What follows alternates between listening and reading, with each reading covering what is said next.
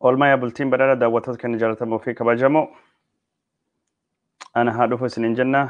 Odeeffannoo guyyaa har'aa isin biraan gahuu fi kunoo kurfoofnee dhufnee jirra.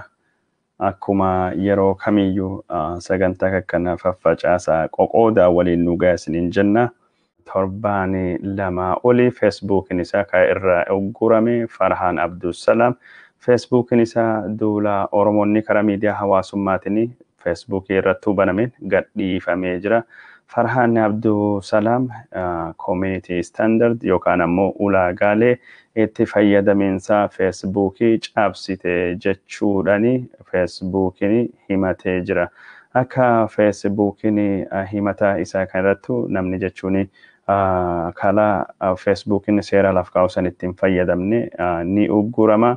Farhaan Abdusalaam illee nafxanyoonni duula irratti gootanii ulaagaa suni cabsite jedhanii feesbuukiin isaa akka uggurame ka inni feesbuukii irratti barreesse qabsoo isin gootaniin deebi'ee jira jechuudhaani ganama kan barreesse Farhaan Abdusalaam. Qabsoon gamtaan Unblock Farhaan Abdusalaam jechuudhaani dhaabbata feesbuukiitti ergaa turtan hojiirra oolee jira. Baga firii qabsoo keessanii argitanii kunoo hiikamee jira. Bifuma kamiinuu Oromoonni gadi qabanii gabrummaa jala tursuun abadan hin danda'amu. Dhugaa qabna ni injifannaa jechuudhaani karaa feesbuukii isaa irratti barreessa jira.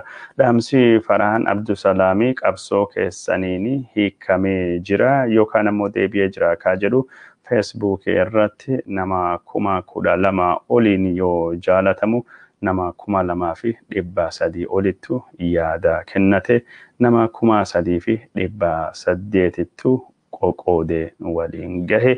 Farhaan Abdusalaam baga hiikamtee siin jenna. Farhaan Abdusalaamitiif Yahyaa Bashir yeroo ammaan kana karaa miidiyaa hawaasummaatiin odeeffannoo biyyirraa dhuftu qindeessanii warra dabarsaa jiran keessa warra hangafootaati. Torbaanota lamaan durattu Yahyaa Bashir illeen bifuma wal fakkaatanii ugguramuun ni yaadatama. Miidiyaa hawaasummaatiin nafxanyoonni duula qindaawaa Oromoo irrattu akka banaa jirtu ka hubatamaa jiru. Duula qindaawaa Oromoo irratti baname kana Oromoon akka dura dhaabbachuu qabullee dubbatamaa jira. Duuli kunin miidiyaa hawaasummaa kan akka feesbuukiitii fi kan akka yuutuubii irrattu akka xiyyeeffatamu ka hubatamee jiru.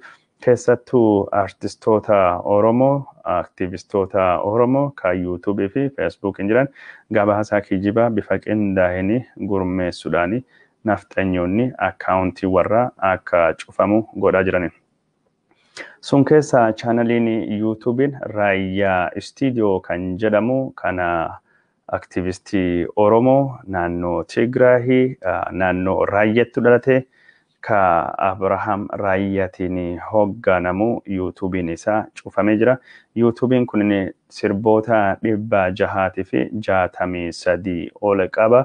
Sirboota kan hundaayyuu wajjin akkaawuntiin kun yeroo ammaan tana ugguramee jira. Kunin ammoo guddina aartii Oromootii fi akka malee gufuu akka tahe aartii Oromoo cunqursuufillee yookaan ammoo qancarsuufillee akeeka akka inni qabu hoogganaanii chaanalii yuutuubii Raayyaa Istiidiyoo obbaan Raayyaa Istiidiyoo kan tahanii obbo Abrahaam Raayyaa dubbata jira.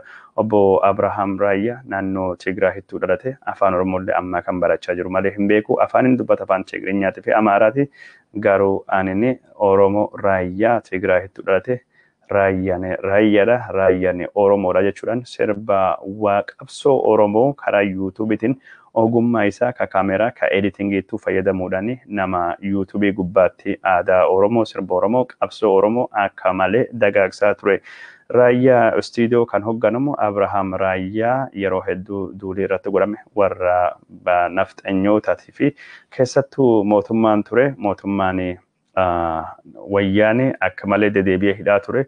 Ati namni afaan Tigrinyaa dubbatu Tigree taate odoo waan fedhii godhuu dandeenyu an Oromoo jette maaliif Oromummaa hin qabne kanattu rarraa jedhanii cunqursaa turanii nafxanyoonni illee Raayyaa Istiidiyoo bifa adda addaatiin bituu fi carraaqanii Raayyaan yookaan Abrahaam Raayyaa bitamuu fi didee karaa miidiyaa hawaasummaatiin duula qindaawaa itti godhanii YouTube isa kan inni artii Oromoo irratti dhaadessee qabsoo Oromoo ittiin beeksisu kan inni ogummaa isaa editingii fi kaameraatiin guddisee baasu akka cufsiisanii kan irratti nafxanyoonni godhan Abrahaam Yaayyaa Abrahaam Raayyaa sirba isaa 663 YouTubein isaa waan cufamee fi dhabee jira. Kunin immoo duula Oromummaa irratti godhamaa jiru jechuudhaani Abrahaam Oromoon akkas bira dhaabbattu yaamicha dhiyeessa jira.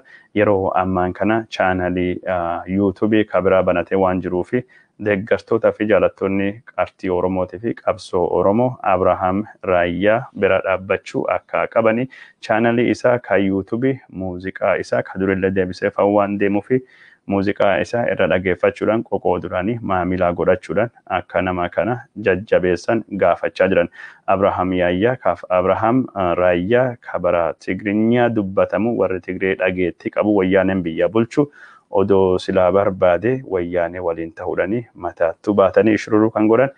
Ani Raayyaa an Oromoodha jedhe Raayyaa keessa warra Oromummaa isa beekan warra xiqqoo ta'an keessa yeroo ammaan tanallee Raayyaan Amaaraa warri jedhu kadhatanii gurbaa kan an Raayyaa hundeen isaa Oromummaan beeka an Oromoodha malee nu Amaaraa miti yookaan Tigiree miti jechuudhaanii chaanalii Oromoo gubbaatti sirba qabsoo kana baasuu hin barbaanne nafxanyaan hin jiltu gombisan malee ka jedhu sirba sunii fi sirboota warraaqsaa ka chaanaliin YouTube adda addaa baasuu hin sodaattu isattu baasuun beekama.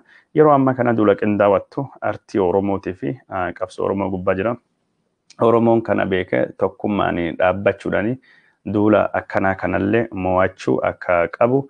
Istiidiyoo Raayyaa kunin Raayyaa Istiidiyoo Tuubii jedha. Raayyaa Istiidiyoo Tuubii kana akka jechuun maamila godhattanii asumaan jechuun isinitti barbaanna anilleen jechuun Raayyaa Istiidiyoo Tuubii Raayyaa Istiidiyoo Tuubii karaa Feesbuukii kiyyaatiin sheer godhu deema.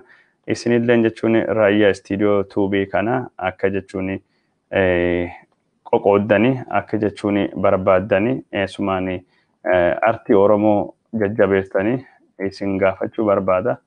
Raayyaa Istiidiyoo Tuub maqaa isaa isinii barreessuu deema.